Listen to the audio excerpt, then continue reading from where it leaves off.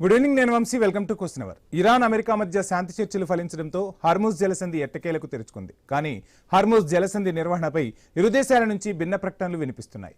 Hormuz నిర్వహణ తామే చూస్తామని ఇరాన్ స్పీకర్ బాంబ్ పేల్చేశారు. జలసంధి యుద్ధానికి ముందున్న స్థితికి ఎప్పటికీ తిరిగిరాదని గలీబఫ్ కీలక వ్యాఖ్యలు చేశారు. అమెరికా ఎన్నడూ తమను నమ్మలేదని ప్రకటన చేశారు. సముద్ర రవాణా రంగం సాధారణ స్థితికి వచ్చినట్లేనా అంటే అవుననే సమాధానం మాత్రం వినిపించడం లేదు. భద్రతా ఉద్రిక్తతలు పూర్తిగా తగ్గకపోతే రిస్క్ తప్పదనే సూచనలు కనిపిస్తున్నాయి. ఆయిల్ ట్యాంకర్లు, వాణిజ్య నౌకల రవాణా సాధారణ స్థితికి రావడానికి సమయం పడుతుందా? బీమా ఖర్చులు, షిప్పింగ్ ఛార్జీలు ఇంకా ప్రభావితమయ్యే అవకాశం ఉందా? ఏ చిన్న ఉద్రిక్తత అయినా మళ్లీ యుద్ధమేనా అన్న ప్రశ్నలు వినిపిస్తున్నాయి. రైట్, మొత్తంగా హర్ముజ్ జలసంధికి సంబంధించి మరలా చర్చకు వస్తూ ఉన్న పరిస్థితి. ఓవైపు శాంతి చర్చలు సాగుతూ ఉన్న హర్ముజ్పై పెత్తనం ఎవరిది అన్న పీటముడి మాత్రం వేయట్లేదు. ఎవరికి వారు తమదంటే తామే అని చెప్పుకుంటూ ఉన్నారు. ఇరాన్ మాత్రం హర్ముజ్పై పూర్తి బాధ్యత మాదే, అక్కడ ఏం చేసినా మేమే చేయాలి, ఇక్కడ అమెరికా ఎటువంటి ఆంక్షలు విధించడానికి వీల్లేదు అని చెప్తూ ఉంది. ఓవైపు నౌకల రవాణా అయితే ప్రస్తుతానికి కొనసాగుతోంది. శాంతి చర్చలు కాస్త ముందుకు సాగుతుండటంతో ఓ రకంగా అంతా కూడా ఊపిరి పీల్చుకుంటున్న పరిస్థితి. కానీ ఏ క్షణమైనా ఏమైనా జరగచ్చు. యుద్ధం అనేది మరలా ఇరు దేశాల మధ్య మాటల తూటాలు పేలినా యుద్ధం అనివార్యమైన హార్ముజ్ అనేది ఖచ్చితంగా బ్లాక్ అవుతుంది. ఇప్పటికే చాలా నౌకలు అక్కడ నిలిచిపోయాయి. భారత్కు చెందిన 11 నౌకలు కూడా ఇప్పుడే ఆ తీరం నుండి కదులుతున్నట్టుగా వార్తలు వినిపిస్తున్నాయి. సో ఎక్కడికక్కడ అనేక అంశాలు తెరపైకి వస్తున్న వేళ ఇంకొన్ని అంశాలు కూడా మనం మాట్లాడుకోవాల్సి ఉంటుంది. నౌకలకు సంబంధించి బీమా ఒకటి ఉంటుంది, ఇన్సూరెన్స్ ఒకటి చేస్తూ ఉంటారు, షిప్పింగ్ ఛార్జీలు అనేవి ఒకటి ఉంటాయి. సో ఇవన్నీ కూడా రకరకాల అంశాలు తెరపైకి వస్తూ ఉంటాయి. సో వీటన్నింటినీ ఇప్పుడు ఎవరు భరించాలి? ఆ ఖర్చంతా కూడా తడిసి మోపెడవుతుంది అన్న వాదన కూడా వినిపిస్తుంది. ఇప్పటికే షిప్పులు చాలా రోజుల పాటు నిలిచిపోయాయి. సో అందులో ఉన్న వస్తువుల సంగతి ఏంటి? సో కొన్ని పాడైపోయి ఉండొచ్చు, లేదంటే కొన్ని కాలం చెల్లిపోయి ఉండొచ్చు, సరైన సమయానికి అవి రీచ్ అవ్వలేకపోయాయి. ఆ నష్టాన్ని ఎవరు భరించాలి అనే అంశం కూడా ఇప్పుడు చర్చకు వస్తుంది. మరోవైపు అక్కడ నౌకలకు సంబంధించి ఈ అంశం తెరపైకి వస్తుంటే ఇక హర్ముజ్ అనేది ఎప్పుడూ కూడా మా అండర్లోనే ఉంటుంది, మా ప్రాంతం, మేమేం చేయాలన్నా ఏ డెసిషన్ తీసుకోవాలన్నా మేమే తీసుకుంటాం. కానీ హర్ముజ్పై అమెరికా పెత్తనం ఏంటి? అసలు అమెరికాకు హర్ముజ్తో సంబంధం ఏంటి? ఎప్పుడూ కూడా మాకు అమెరికాకు మధ్య ఒక మంచి మిత్రత్వం ఉన్న పరిస్థితులు లేవు. సో అటువంటిది అమెరికాను మేమెందుకు నమ్ముతాం? అమెరికా ఏ రోజు కూడా మమ్మల్ని నమ్మే విధంగా ప్రవర్తించలేదు. సో మాపై దాడులు చేసింది, మా అధినేతలను పట్టున పెట్టుకుంది. సాధారణంగా సముద్ర రవాణా అనేది మేము హర్ముజ్ ద్వారా జరుగుతూ ఉంటే ప్రపంచ దేశాలన్నింటినీ కూడా అనుమతిస్తూ ఉన్నాం. సో అటువంటి దగ్గర వాళ్ళు టోల్ ట్యాక్స్ ఎలా వసూలు చేస్తారు? సో వాళ్ళు ఎలా బెదిరింపులకు దిగుతారు? అసలు ట్రంప్ ఏం మాట్లాడుతున్నాడు, ఎందుకు మాట్లాడుతున్నాడు, తనకేం కావాలో అసలు తనకైనా తెలుసా అనే అంశం కూడా తెరపైకి వస్తుంది. ఏది ఏమైనా శాంతి చర్చలు అయితే కొనసాగుతున్నాయి స్విట్జర్లాండ్లో. సో అవి కొనసాగింపు జరుగుతూ ఉంది. సో ఒకళ్ళ మాట ఒకళ్ళు వినే పరిస్థితులు కనిపిస్తున్నాయి. కానీ ఏ చిన్న అలజడి జరిగినా మరలా స్ట్రైట్ ఆఫ్ హార్ముజ్ దగ్గరికే వస్తారు. సో అక్కడ హార్ముజ్ను మళ్ళీ ఒకసారి బ్యాన్ చేస్తే, అక్కడ గేట్లు బిగించేస్తే పరిస్థితి ఏంటి అన్నది మాత్రం ఎప్పటికీ ఒక అంతు చిక్కని ప్రశ్నగానే మిగిలిపోతుంది.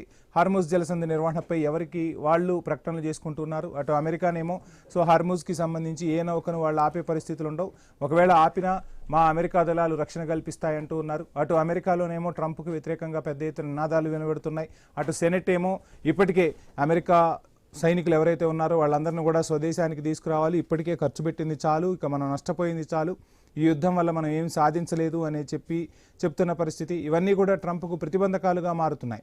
సో ఏదో చెప్పాలని చెప్తున్నారు పైకి, కానీ ఎక్కడా కూడా ట్రంప్ ఆశించిన ఫలితాలు మాత్రం కనిపించట్లేదు. ట్రంప్ చెప్తున్నదొకటి చేసేదొకటి అన్నట్టుగానే పరిస్థితి ఉంది. సో ఇదే అంశానికి సంబంధించి మాట్లాడదాం. వివి రావు గారు, రిటైర్డ్ ఆర్మీ కల్నల్, మనకు సిద్ధంగా ఉన్నారు. రావు గారు నమస్కారం.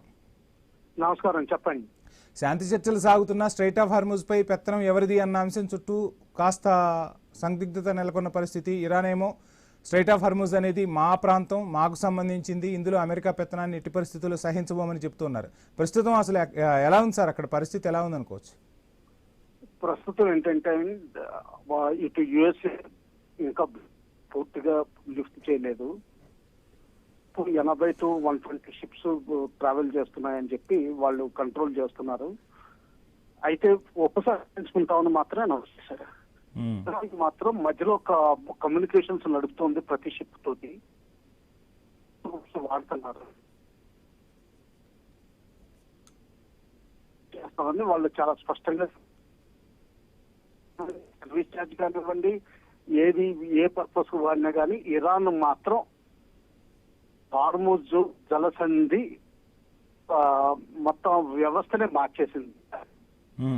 అందరూ ఒకలాగా ఉండేది, దానికి తల ఊపింది. అమెరికా మాత్రం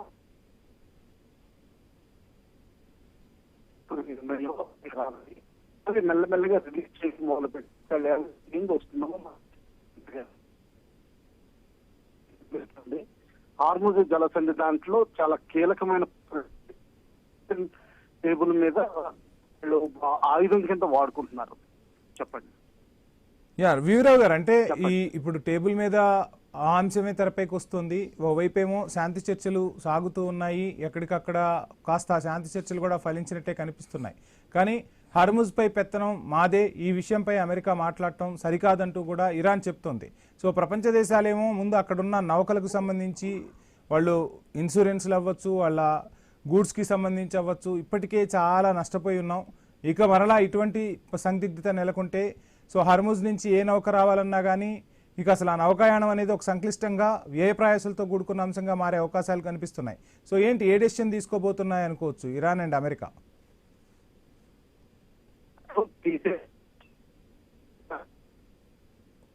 రావు గారు, సమ్ నెట్వర్క్ ఇష్యూ ఉన్నట్టుంది, మరలా ఒకసారి కనెక్ట్ అయ్యే ప్రయత్నం చేస్తాం. సో హర్ముజ్ నిర్వహణ తామే చూస్తామంటూ ఇరాన్ స్పీకర్ అయితే తేల్చి చెప్పేశారు.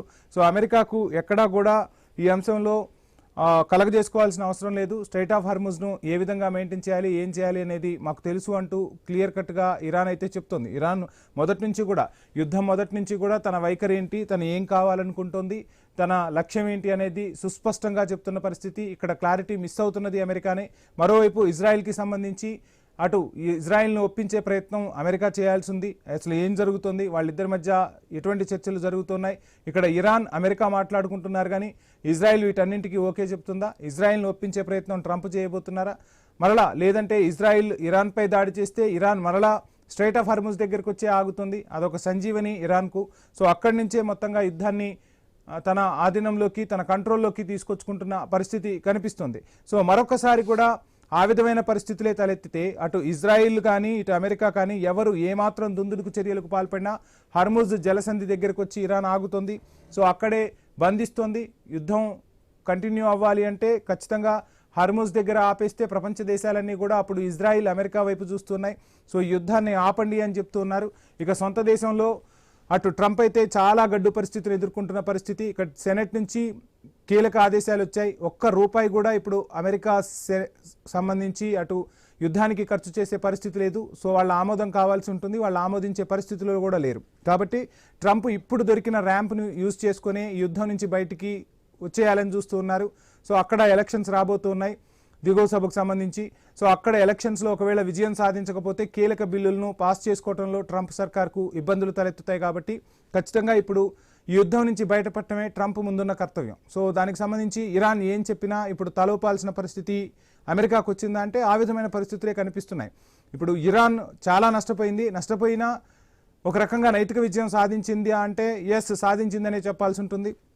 అటు ఇజ్రాయెల్కి సంబంధించి చూస్తే ఇజ్రాయెల్ ప్రజలు కూడా తిరుగుబాటు చేస్తూ ఉన్నారు. ఇజ్రాయెల్లో కూడా స్థానిక ఎన్నికలు జరగబోతున్నాయి.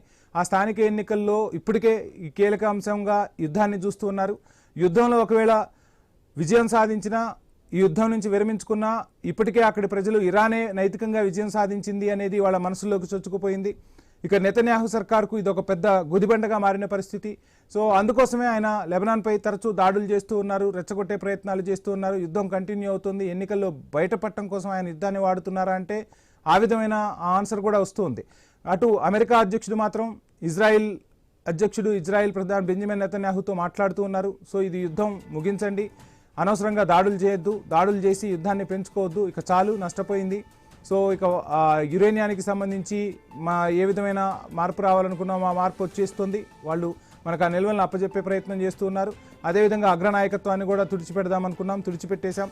ఇంతటితో యుద్ధానికి ముగింపు పలకండి అంటే సో అసలు సమస్య ఎక్కడుందో ఆ సమస్య మూలాలను పెకిలించే వరకు యుద్ధం కంటిన్యూ చేస్తామని చెప్పి బెంజమిన్ నెతన్యాహు చెప్తున్న పరిస్థితి. ట్రంప్ మాటను ఇప్పుడు ఆయన లెక్క చేయట్లేదు.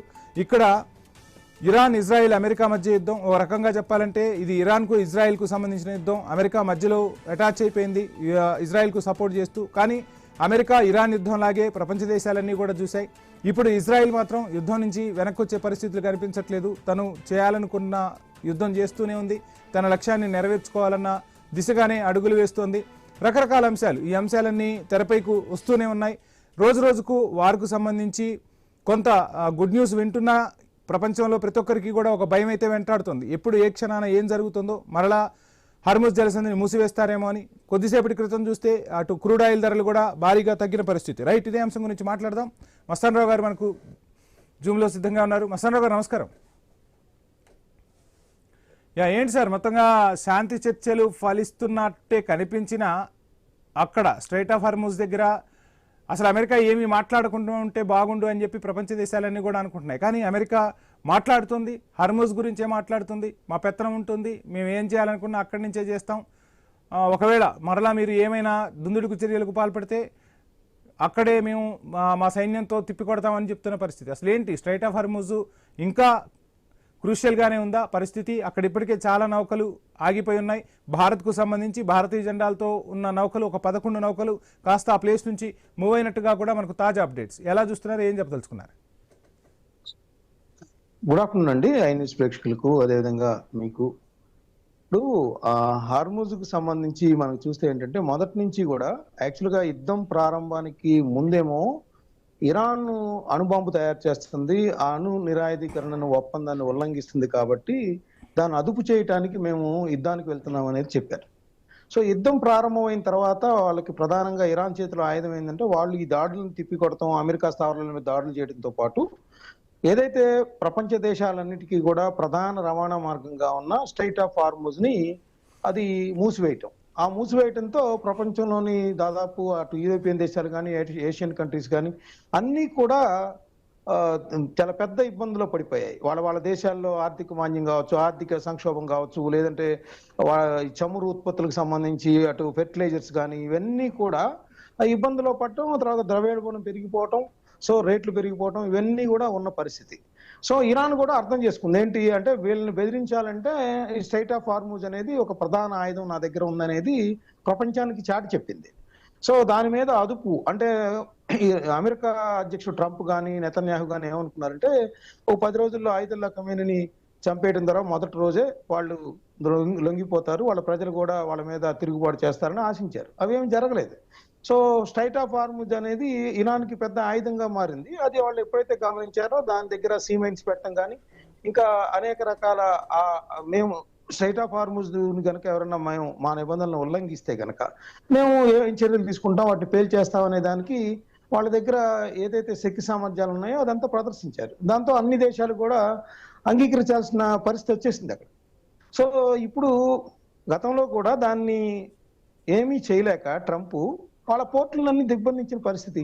సో ఇప్పటికి కూడా ఈ ట్రంప్ ఏదైతే స్విట్జర్లాండ్ లో ఒప్పందం కుదుర్చుకున్నారని చెప్తున్నారో దానికి సంబంధించి ఇప్పటికీ కూడా నీళ్లు అలానే ఉన్నాయి. అందువల్లే స్ట్రైట్ ఆఫ్ హార్ముజ్కి సంబంధించి మనకి ఇప్పటికి కూడా కొన్ని అనుమానాలు, ఇరాన్ ఏదైతే అమెరికా వ్యవహార శైలి మీద అనుమానాలు వ్యక్తం చేస్తుందో అదే నిజమవుతున్న పరిస్థితి. ఎందుకంటే 2 రోజులు ఒక ప్రకటన వస్తే 2 రోజులు ఇంకో ప్రకటన ట్రంప్ నుంచి వస్తా ఉంది. సో ఇరాన్ ఇదంతా గమనిస్తా ఉంది. ఎందుకంటే మధ్యవర్తులుగా ఉన్న ఖతార్ కానీ లేదంటే పాకిస్తాన్ ప్రధానమంత్రి షాబాజ్ షరీఫ్ కానీ ఆసిఫ్ ముల్ కానీ వీళ్ళందరూ కూడా అమెరికాని ఏమీ నియంత్రించే పరిస్థితి ఉన్నది కదా, ఏదో మధ్యవర్తిత్వం చేశారు. కానీ మస్తాన్ గారు, ట్రంప్ కి అసలు ఇప్పుడు ఏదైతే ఈ చర్చలు ఉన్నాయో టేబుల్ వరకు రావటం, ఒక ర్యాంప్ దొరికింది యుద్ధం నుంచి తప్పుకోవటానికి. దాన్ని ఆయన ఒక ట్రంప్ కార్డుగానే భావిస్తూ ఉన్నాడు. ఎందుకంటే అమెరికా ప్రజలు కానీ అమెరికా సెనెట్ కానీ అమెరికన్ కాంగ్రెస్ కానీ ఇక యుద్ధానికి రూపాయి ఖర్చు చేయడానికి వీల్లేదు, ఇక చాలు మనం పోగొట్టుకున్నది, యుద్ధం వల్ల మనం ఏం సాధించింది లేదు, ఇంతటితో ఇక ఒక రకంగా చెప్పాలంటే ఇక చాలు నువ్వు చేసింది పక్కన కూర్చో అన్నట్టుగా అమెరికన్ ప్రజలు కానీ అక్కడ సెనెట్ కానీ చెప్తున్న పరిస్థితి. సొంత పార్టీ నుంచి కూడా ట్రంప్కు వ్యతిరేకత వ్యక్తమవుతుంది. ఈ నేపథ్యంలో ఇంకా ఆయన ఇరాన్పై కవ్వింపుకు పాల్పడే అవకాశం ఉందంటారా? ఏదో నోటి మాటలతో మాట్లాడటమే కానీ ట్రంప్ నిజంగా చర్యలకు పాల్పడే అంత పరిస్థితులు ఉన్నాయంటారా? ఇప్పుడు ట్రంప్ పరిస్థితి ఏంటంటే అటు మింగలేక కక్కలేక అన్నట్టుగా మారిపోయింది. ఎందుకంటే అటు వాళ్ళ పౌరులు కూడా పెద్ద ఎత్తున నిరసన వ్యక్తం చేస్తా ఉన్నారు. అది ఆల్రెడీ అందరూ తెలుసుకున్నారు ప్రపంచం కూడా.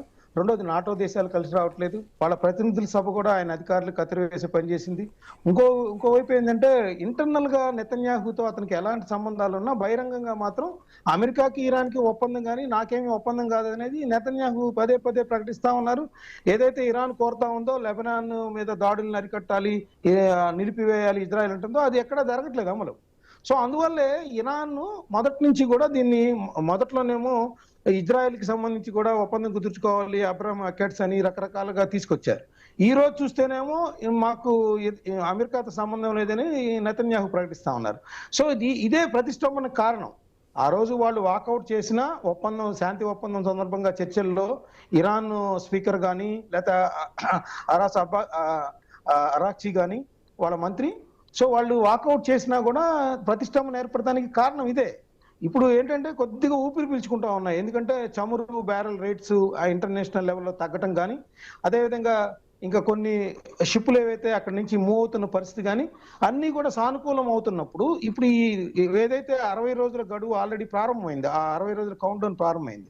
ఈ 60 రోజుల్లో అమెరికా ఏ విధంగా వ్యవహరిస్తుంది, అమెరికా తీసుకునే చర్యలు ఏదైతే ఒప్పందంలో శాంతి ఒప్పందంలో భాగంగా ఉన్న షరతులు ఒక్కొక్కటి వైలేట్ చేస్తారా లేదా అమలు చేస్తారా?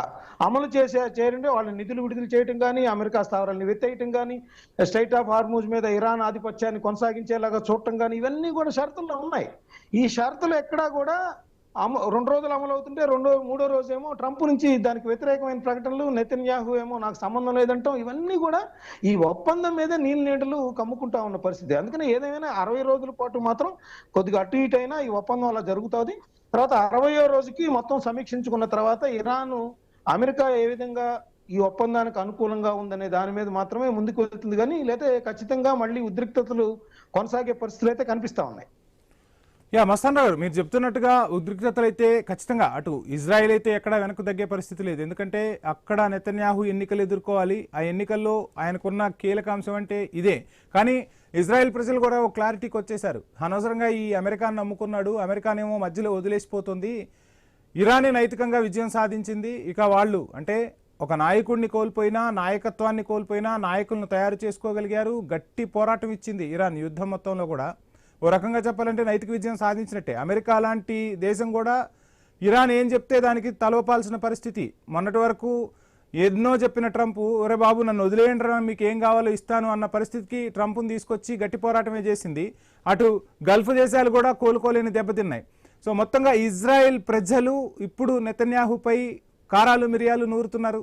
ఏదో ఒకటి సాధించకపోతే నీకు ఎన్నికల్లో ఎలా బుద్ధి చెప్పాలో మాకు తెలుసన్న పరిస్థితి. ఆయన అక్కడ ఎన్నికలు ఎదుర్కొంటున్నాడు, ఇక్కడ ట్రంప్ ఎన్నికలు ఎదుర్కొంటున్నాడు. ఈ ఎన్నికల అంశంగా ఈ రాజకీయమే కీలకం అవుతుంది, యుద్ధమే కీలకం అవుతుంది ఇజ్రాయెల్లో. ఏంటి ఇజ్రాయెల్ సిచ్యువేషన్ ఏంటి అసలు? సార్ ఇక్కడ ఇద్దరు కూడా అటు ట్రంప్ కానీ ఇటు నెతన్యాహు కానీ పూర్తి స్థాయిలో ఇరకాటంలో పడ్డట్టే. వాళ్ళు ఏదైతే ఆశించారో, వాళ్ళు ఏదైతే భ్రమలు పడ్డారో, కలలు కన్నారో అవన్నీ కూడా కలలుగా మారిపోయిన పరిస్థితి ఈరోజు. ట్రంప్ ఏమో సొంత ఆ దేశంలో తీవ్రమైన నిరసనలు ఎదుర్కొంటున్నారు, వ్యతిరేకత ఎదుర్కొంటున్నారు. అదేవిధంగా నెతన్యాహు కూడా. ఇక విషయం ఏంటంటే అమెరికా లాంటి దేశంతో అన్ని లక్షల కోట్లు ఖర్చు పెట్టి యుద్ధం ద్వారా ఏమి సాధించలేదు. ఈ రోజు ఇరాన్ కూడా చూడండి, వచ్చే నెలలో మొదటి వారంలో ఐతల్లా ఖొమైనీకి సంబంధించి అంత్యక్రియలు ఏర్పాటు చేయడం, దానికి దేశాల ఇప్పుడే ఆ బ్రేకింగ్ కూడా అందుతుంది మనకు. ఐతుల్లా ఖొమైనీ అంత్యక్రియలకు భారత ప్రధాని నరేంద్ర మోదీని కూడా ఫెజిస్కేన్ ఆహ్వానించారు. దానికి సంబంధించి భారత ప్రభుత్వం ఇంకా ఏమీ సమాధానం ఇవ్వలేదు, కానీ ఆహ్వానం అయితే అందింది రావాల్సిందిగా. అంటే అంతర్జాతీయ సమాజం దృష్టిలో మేము ఇరాన్ అనేది వాళ్ళందరూ కూడా విధ్వంసం చేసినా కూడా ఇక్కడ సానుకూల పరిస్థితిలో మేము పరిపాలన కొనసాగిస్తున్నాము. మా ప్రజలు ఏదైతే మాకు మద్దతుగా నిలిచారో దేశ సార్వభౌమత్వం విషయంలో అందరూ కూడా చాలా బాధలు, ఆకలి బాధలు కావచ్చు, విధ్వంసం కావచ్చు. ఎందుకంటే మౌలిక సదుపాయాలన్నీ కూడా అక్కడ కోల్పోయిన పరిస్థితి. విమానాశ్రయాలు లేవు, నౌకాశ్రయాలు లేవు, రోడ్లు కట్ చేశారు, ఆహారం దొరకట్లేదు. వాళ్ళ నిధులు ఏదన్నా డెవలప్మెంట్ కో పక్క నుంచి దిగుమతి చేసుకుందాం అన్నా కూడా అంతర్జాతీయ సమాజం నుంచి, అమెరికా నుంచి ఎలవ్ చేయలేని పరిస్థితి. ఇట్లాంటి పరిస్థితుల్లో కూడా వాళ్ళు అంత్యక్రియలకి లక్షలాది మందితో నిర్వహించాలని వాళ్ళు నిర్ణయించడం, దానికి దేశాల ప్రతినిధుల్ని ఆహ్వానించాలని నిర్ణయించడం, ఇవన్నీ కూడా ఇరాన్ పట్ల ప్రజలందరూ కూడా, ప్రపంచ ప్రజలు, ఎందుకంటే అమెరికా ఇజ్రాయెల్ పట్ల ఏమో వ్యతిరేకత చూపుతున్నారు. ఇదేంటి మీరు చెప్పిందేమో అణుబాంబు అని చెప్పారు, ఇంకేదో సాకులు చెప్పారు. ఇప్పుడు చేస్తుంది ఏంటి మీరు? వల్ల కాకపోయేసరికి మళ్ళీ హార్మూజు అసలు మీ యొక్క ఆలోచనల వల్లే ప్రపంచ దేశాల్లో ఆర్థిక సంక్షోభం ఏర్పడింది. అటు ట్రంప్ గాని నెతన్యాహు గాని నిందించే పరిస్థితి అందరూ కూడా. పైగా ట్రంప్ వ్యవహార శైలేమో రోజు రోజుకు అటు ఇటలీ ప్రధాని మీద కావచ్చు, ఫ్రాన్స్ ప్రధాని మీద కావచ్చు, అందరి మీద విమర్శలు చేస్తున్నా ఉన్న కూడా పరిస్థితి. Right sir. ఉద్రిక్తతలు అయితే ఈ 60 రోజుల తర్వాత మాత్రమే మనం చెప్పగలం సార్. ఎందుకంటే ఉద్రిక్తలు కంటిన్యూ అయ్యే అవకాశం కనిపిస్తున్నాం. ఖచ్చితంగా చూద్దాం సార్. మస్తాన్ రావు గారు థ్యాంక్ యూ సో మచ్. ఏం జరగబోతుంది ఏంటి అనేది మాత్రం వేచి చూద్దాం. సో ఏదో సినిమాల్లో మనం వింటూ ఉంటాం. సో ఆ యుద్ధంలో లేదంటే శత్రువుపై పగ తీరిన తర్వాతే ఖచ్చితంగా ఎవరైతే ఆ వ్యక్తి చనిపోయారో అంత్యక్రియలు జరుపుతారన్నట్టుగా ఇప్పుడు ఇరాన్ ఆ విధంగానే ముందుకు సాగబోతుందా? మొత్తంగా యుద్ధాన్ని ముగించిన తర్వాతే ఖమేనీ అంత్యక్రియలు నిర్వహించబోతున్నారా? భారత ప్రధాని హాజరు కాబోతున్నారా? అంతకుముందు అంటే అసలు ఈ యుద్ధం ఇక్కడితో ఆగిపోతుందా, లేదంటే మరలా యుద్ధం కంటిన్యూ అవుతుందా? ఏం జరగబోతుంది, ఎటువంటి పరిణామాలు ఉండబోతున్నాయనే మాత్రం వేచి చూద్దాం. ఇది వాళ్ళ